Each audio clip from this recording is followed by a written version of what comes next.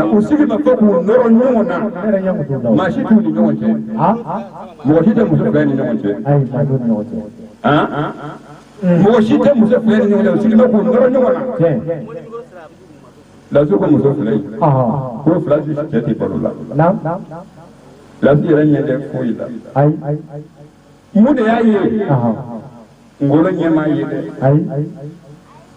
duzukunye kuse odi ayi duzukunye la hokon obi munyira awna salama ngonye kuse ke fenya bindo ya tebuyi salama do ibaso bi juemmi kami fa bi ta ku satai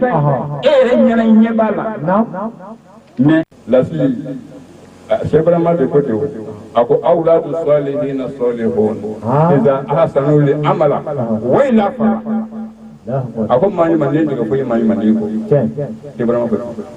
mani mande ka diga foye mani mande ko donc comme je suis manandi kuma ko dalde ame ala deli am mo musul ubni am ba no enda si bayi adibi ala tala ka me encore hini kele ya di dabango nyumanya ala ko dam adeni bana tan weni mara nyumanya ngalo enda si ande ala deli ay kuma do kana ko akwa ene maden do sa haka min kono ayo fa ke kuma kono ya ale dum yenda tana kwa ene do sa dama ayo sa haka ko nyina ne meta ala ke do no mi donc na ko be kuma aw nyana ya susa abi tan fo abi bala da ma do o wa o ti bala on na bla yusa na ne dinu san gumbe na bla yusa aba fa da ma aw ke sura na bi sura aba anga shogo dabla aga dinu ki male sura aba fa da ma aga dinu aw ya salimi aba fa da ma aw ya digani ka sura be ke na bla yusa ta shi ka su wan ni o bara daga aw nyana susa ayo bara daga donc gido be ala ta bulu gido ba bulu ala ta ke lasi ay bara ni ke ala ka sara ka sara ke aljina fi dawsi ala kana malu jena ala kana malu lahara ala ka mi angoro jibi dugu nyara fana ala ka sabati dugu nona dugu be ala ka te sabati be ni ke nyani na polo ni soro ni bana ala ka bana gwanga dugu kono ala ka zon hera chama ala ka ya fasla madde assalamu alaikum wa rahmatullahi wa barakatuh lasi aye fɛn bɛ sɔngɔ a kɛlen ala ye ayi banbagatɔ muso minnu ka u wele ka na fɛn min yira jamana a kɛlen ala ye banbagatɔ muso minnu ne banbagatɔ muso don u bɔra ka foli kɛ ka lasi fo ka lɔnni fo ka dugutigi fo k'a ye min kɛ k'ala ka sara ye ala ka sara ye ala ka fɛn bɔ a la ni k'a fɛ a yɛrɛ ye yara bi o ye muso ninnu ka donka ye n bɛ segin kɔ tuguni dugutigi ka foli kɔnɔna na komi lasi nana an tun kumana mɛ a y'a sɔrɔ lasi ma se yan a ye fɛn min kɛ dugu ye a bonyana mɛ a bɛ ala bolo mɛ an bɛ min fɔ a ye male ka bonya kɔnɔna na ani jate ka bonya kɔnɔna na ani dugumɔ bɛ ka bonya kɔnɔna na kɔrɔ bi ko maa kelen si ta tɛ bɛɛ ta don mɛ ala barika la kɔrɔ bi condition bɛ a la anw fɛ yan alhamdulilah an b'a to ala ma k'a fɔ a naji k'a fɔ ko a sɔrɔla k'a kɔniba ma sɔrɔ an t'o ɲini ala fɛ ala ka n'aw fɛ donc an b'o o bonya ka a ye maa min fɔra tɔrɔlɛgɛni ye kuma min fɔ vraiment an ka jɔnkɛ don a k'i da ka sunɔgɔ a bɛ ala bolo parce que adamaden kuma man ɲi ka dama tɛmɛ ni ala sɔnna ma an b'a ɲini ala fɛ ala ka tabaga se an ma an b'o di k'o kuma se tɔrɔlɛgɛ ma k'a se lasi ma a lɔnni bonya kama k'aw bɛɛ cɛ an ye baraji an y'a faamu ala k'a sara ala k'an to ɲɔgɔn ye yanni bakɔrɔbabugu a bɛɛ ju kelen ye a bɛɛ kelen ala sɔnna aw bonya b'a la an bɛ jɛ ka baara kɛ ɲɔgɔn fɛ ayiwa a b'a kɛ ten an bɛ dugutigi ka ciden fo ka waleɲumandɔn ka barikada a ka dakurunya fila foli la kokura o kuma yanni an karamɔgɔ n'an ka imamu ka kuma kuncɛ kuma na an bɛna kuma segin an karamɔgɔ lasi kamara ma dakurunya fila foli min bɛ yen kokura a k'o kɛ maaw la ani hamina min bɛ yen a k'o jira beka ira alala ambayina la fa la ka fa lo kon mandan ke ya fa ni ni won fe wa ndaga ya fa ni ko ma ala kama ala kira buna kama mawlu kolomi na be o kono sabiti na zano libina na shishu ka biyo na shila wa mo lugu na la kira horma ye ala kan bedde ala kan dawasa bi jahi nabi sallallahu alaihi wasallam Okmana tu nak bermula saya, amin urus lagi, angkau jualan lalu ada apa naik, nak lagi, macam anda ya okma ke jualan ni, meniaya ada jualan okun dah tu, okmana asli ni, ala kana ada soli ala Muhammad. Bismillahirrahmanirrahim. Assalamualaikum warahmatullahi taala wabarakatuh. Assalamualaikum ni aslama fuli anti la herala bayin Allah taala fa ala ka su hera ala ka dam alhamdulillah tanbi alai utan nani masabay ay ratanu nani na atan nani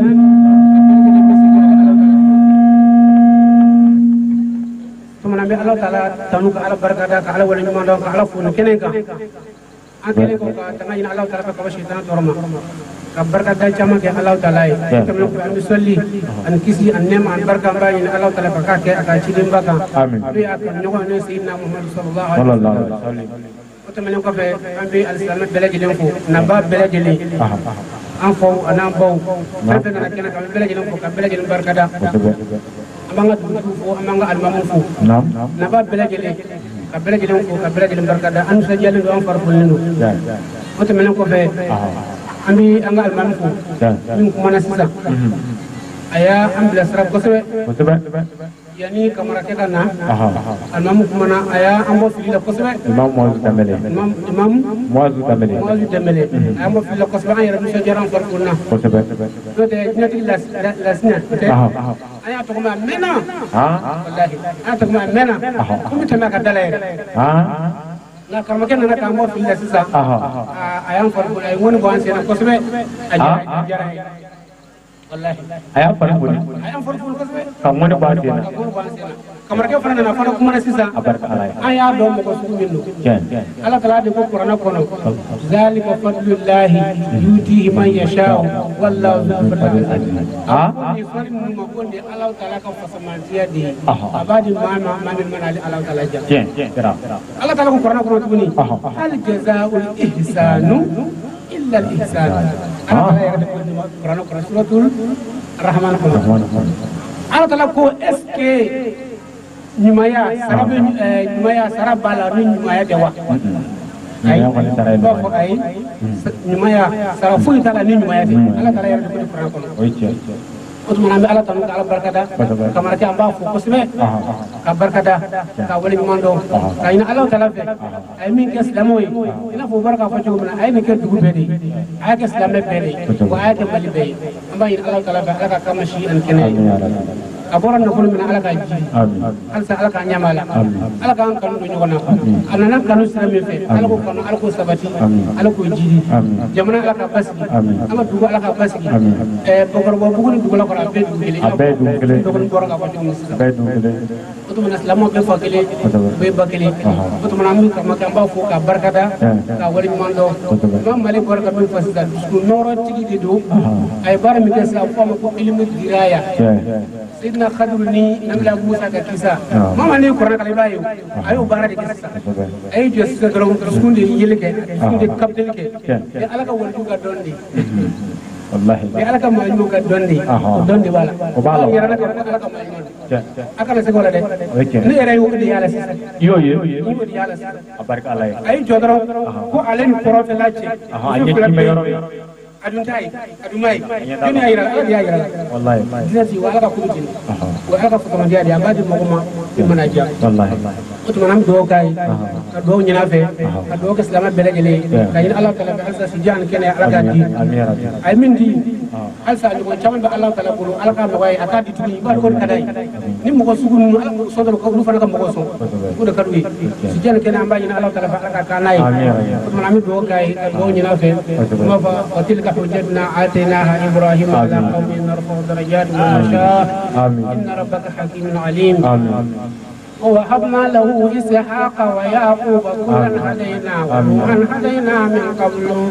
ومن ذريته داود وسليمان وأيوب ويوسف وموسى وهارون وكذلك نجزي المحسنين وزكريا ويحيى وعيسى وإلياس كل من الصالحين وإسماعيل واليسع ويونس ولوطا وكلا فضلنا على العالمين ومن آبائهم وذرياتهم وإخوانهم واجتبيناهم وهديناهم إلى صراط مستقيم الحمد لله الذي خلق السماوات والأرض وجعل الظلمات والنور ثم الذين كفروا بربهم يعدلون هو الذي خلقكم من طين ثم قضى أجلا وأجل مسمى عنده ثم أنتم تمترون وهو الله وهو الله في السماوات وفي الأرض يعلم سركم وجهركم ويعلم ما تكسبون